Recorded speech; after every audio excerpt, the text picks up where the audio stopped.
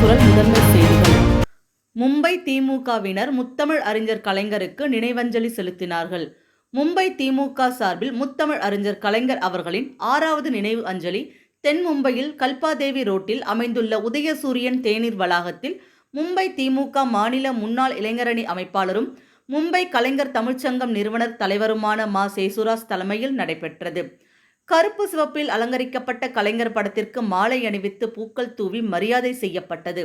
இந்நிகழ்வில் மும்பை திமுகவினர் மூத்த தலைவர் பாந்திரா காமு மாணிக்கம், ஜவேரி பஜார் பகுதி செயலாளர் வே. ரவிச்சந்திரன், அவைத்தலைவர் அலெக்சாண்டர், கொலாபா பகுதி செயலாளர் அப்துல் திவான் மைதீன், ஒர்லி பகுதி செயலாளர் ரா. காந்தி போன்ற ஏராளமானோர் கலந்து கொண்டு புகழஞ்சலி செலுத்தினார்கள்.